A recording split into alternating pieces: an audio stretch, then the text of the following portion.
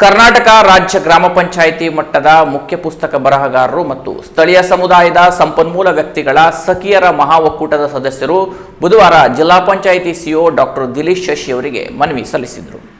ಸರ್ಕಾರದ ಗೃಹಲಕ್ಷ್ಮಿ ಬ್ಯಾಂಕ್ ಹಾಗೂ ಸಹಕಾರಿ ಸಂಘವನ್ನು ಕೌಶಲಾಭಿವೃದ್ಧಿ ಇಲಾಖೆಯ ರಾಷ್ಟ್ರೀಯ ಗ್ರಾಮೀಣ ಜೀವನೋಪಾಯ ಅಭಿಯಾನ ಯೋಜನೆಯಡಿ ಸೇರ್ಪಡಿಸಿ ಅನುಷ್ಠಾನಗೊಳಿಸುವಂತೆ ಆಗ್ರಹಿಸಿದರು. ಸರ್ಕಾರದ ಹೊಸ ಯೋಜನೆಯಲ್ಲಿ ಗ್ರಾಮ ಪಂಚಾಯಿತಿ ಮಟ್ಟದ ಒಕ್ಕೂಟದ ಮಹಿಳಾ ಸಿಬ್ಬಂದಿಯನ್ನು ಸೇರ್ಪಡೆ ಮಾಡಬೇಕು. ಇದರಿಂದ ಮಹತ್ವಾಕಾಂಕ್ಷಿ ಯೋಜನೆಯಿಂದ ಗ್ರಾಮೀಣ ಪ್ರದೇಶದ ಮಹಿಳೆಯರ ಶ್ರೇಯೋಭಿವೃದ್ಧಿ ಸಾಧ್ಯವಾಗಲಿದೆ. ನಮ್ಮ ಸಿಬ್ಬಂದಿಯು ಈ ಯೋಜನೆಯಲ್ಲಿ ಭಾಗಿಯಾಗಲು ಸಿದ್ಧರಿದ್ದಾರೆ ಎಂದು ವಿವರಿಸಿದರು.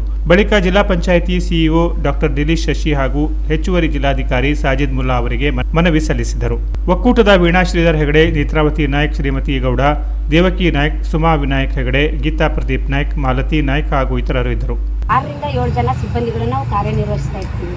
ನಮ್ಮ ಬೇಡಿಕೆ ಏನಂತಂದ್ರೆ ಸರ್, ಈಗ ಸರ್ಕಾರದ ಒಂದು ಗೃಹಲಕ್ಷ್ಮಿ ಯೋಜನೆಯಡಿ ಬರುವಂಥ ಒಂದು ಮಹತ್ವಾಕಾಂಕ್ಷೆ ಯೋಜನೆಯನ್ನು ಹಮ್ಮಿಕೊಂಡಿದ್ದಾರೆ.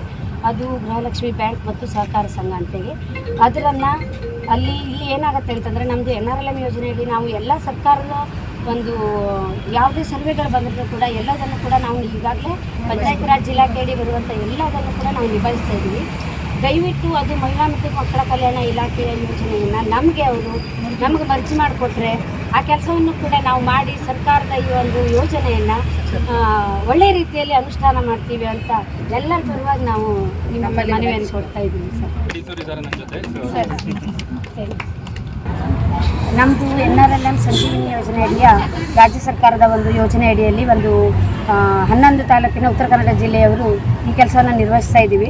ಈಗ ಸರ್ಕಾರದ ಮಹತ್ವಾಕಾಂಕ್ಷಿ ಯೋಜನೆಯಾದ ಗೃಹಲಕ್ಷ್ಮಿ ಬ್ಯಾಂಕ್ ಮತ್ತು ಸಹಕಾರ ಸಂಘದ ಏನು ರೆಡಿ ಮಾಡ್ತಿದ್ದಾರೆ ಬ್ಯಾಂಕ್ಗಳನ್ನು, ಅದನ್ನು ನಮಗೆ NRLM ಸಂಜೀವಿನಿ ಯೋಜನೆಗೆ ನಮಗೆ ಮರ್ಜ್ ಮಾಡಿ ನಮಗೆ ಕೊಡಬೇಕು. ಆ ಕೆಲಸವನ್ನು ನಾವು ನಿಭಾಯಿಸ್ತೀವಿ ಅಂತ ಹೇಳಿ ನಮ್ಮ ಒಂದು ಗ್ರಾಮ ಪಂಚಾಯತ್ ಮಟ್ಟದ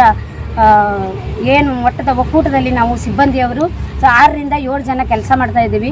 ದಯವಿಟ್ಟು ನಮಗೆ ಸರ್ಕಾರದವರು ಆ ಗೃಹಲಕ್ಷ್ಮಿ ಯೋಜನೆಯ ಬ್ಯಾಂಕ್ ಮತ್ತು ಸಹಕಾರ ಸಂಘದ ಯೋಜನೆಯನ್ನು ನಮಗೆ ಅವರು ಮರ್ಜ್ ಮಾಡಿ ನಮಗೆ ಕೊಟ್ಟರೆ ಆ ಸೇವೆಯನ್ನು ನಾವು ಸಲ್ಲಿಸ್ತೀವಿ, ನಿಭಾಯಿಸ್ತೀವಿ ಅನ್ನೋ ಒಂದು ಆಶ್ವಾಸನೆಯನ್ನು ಎಲ್ಲರ ಪರವಾಗಿ ನಾನು ಉತ್ತರ ಕನ್ನಡ ಜಿಲ್ಲೆಯ ಎಲ್ಲ ತಾಲೂಕಿನ ಎಲ್ಲ ಗ್ರಾಮ ಪಂಚಾಯಿತಿ ಮಟ್ಟದ ಒಕ್ಕೂಟದ ಎಲ್ಲ ಸಿಬ್ಬಂದಿಯರ ಪರವಾಗಿ ನಾನು ಸರ್ಕಾರಕ್ಕೆ ಮನವಿ ಮಾಡಿಕೊಳ್ತಾ ಇದ್ದೀನಿ.